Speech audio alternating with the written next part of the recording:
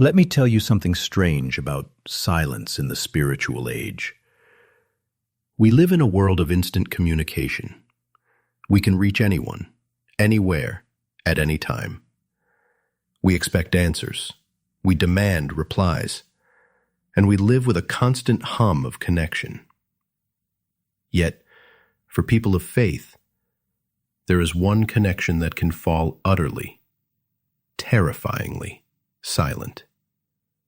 It's a story as old as time. A person is on their knees. Their heart is breaking. Their need is desperate. They cry out.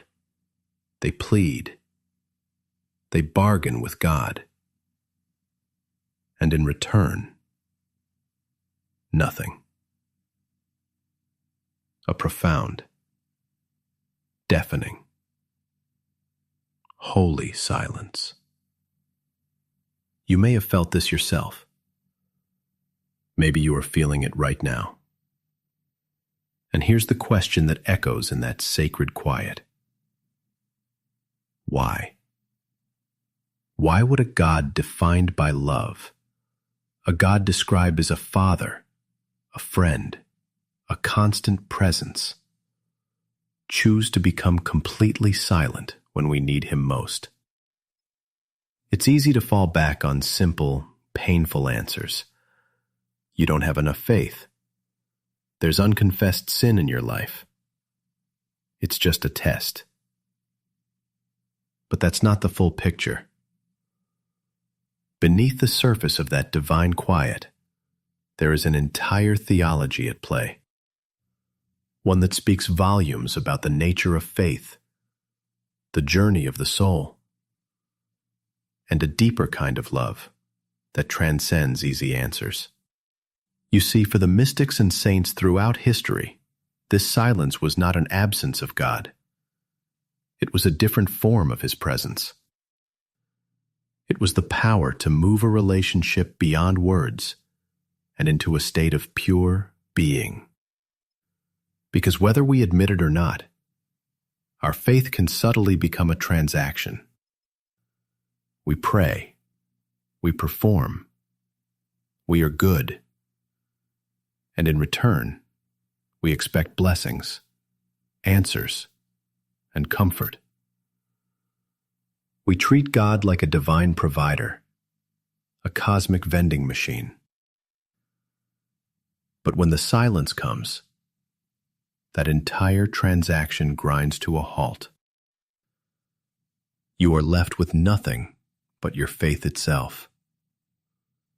You stop praying to get an outcome. You start learning to simply be with God in the quiet. And that's the secret theology behind the divine silence. It is an invitation to move from a faith of the head to a faith of the heart, from a faith of receiving to a faith of simply being. It's not about God being angry or distant. It's about his refusal to let your relationship with him remain shallow and conditional. Because once you've seen how easy it is to base your faith on feelings and answered prayers, you start to crave a love that can withstand the silence. A faith that is not dependent on the constant affirmation of a voice, but on the deep, unshakable knowing of a presence. For many, this period of silence comes after a season of great spiritual highs. Maybe they once felt God in every song, saw him in every sunset. Their faith was vibrant, emotional, and loud. And then one day, the color faded. The music stopped. They realized that their faith had become dependent on an emotional experience. They weren't worshiping God anymore. They were chasing a feeling. So, he quietly withdraws the feeling, not to punish, but to purify. But here's what's often misunderstood. This silence is not abandonment. It is often an act of profound trust. It doesn't mean God has left you.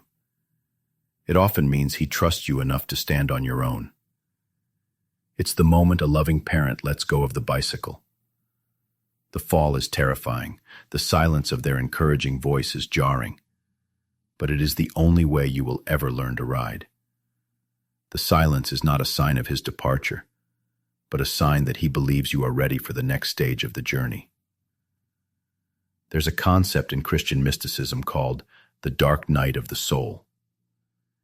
It's this very experience, a period where the soul feels utterly alone, lost in a spiritual darkness, where all the familiar comforts of God's presence are gone. But the mystics teach that this isn't an ending. It's a transition.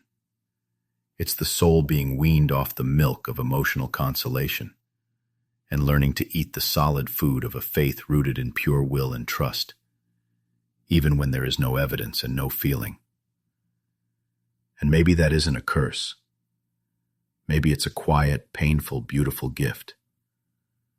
But not everyone who enters this silence finds their way through. For some, it is the breaking point. The silence confirms their deepest fear, that they were alone all along, talking to an empty room. The silence becomes a void, not a space. It's a terrifying risk. And for these souls, the silence is not a test of faith, but the end of it. Their questions are met with an emptiness that their heart cannot endure, and they walk away, not out of anger, but out of a profound and inconsolable grief. And ironically, sometimes the people with the most resilient faith are not those who have always felt God, but those who have learned to believe in Him through the longest, deepest silences. They are not empty. They are deep. They have been hollowed out, and in that hollowing, a greater capacity for God has been created. There's a deep spiritual truth to this experience. In a world that endlessly shouts for our attention, God's silence becomes a form of communication itself. It's a quiet declaration. Be still. Stop talking. Stop asking. Just be with me.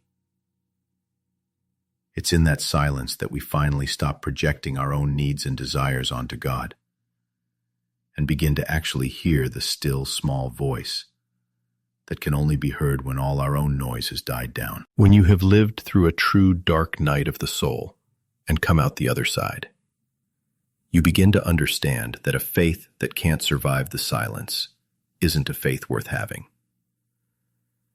This is where the great paradox lies. The very silence that feels like God's absence is, in fact, the tool He uses to draw you into His deepest presence. It is in the quiet that the roots of your faith are forced to grow down, deep into the dark, searching for a water source beyond the surface-level consolations of emotion. And maybe, just maybe, in a world so desperate for signs, for noise, for constant validation, God's silence is not a problem to be solved. It's a mystery to be entered, an invitation to find a love that is stronger than feelings, and a faith that is stronger than doubt. So the next time you find yourself in that deafening quiet, don't assume you are alone. Maybe you are being trusted. Maybe you are being deepened. Maybe you are standing on the threshold of a more honest, more resilient, and more beautiful faith. One that has learned to find God not in the noise of the answer, but in the profound, loving stillness of the quiet.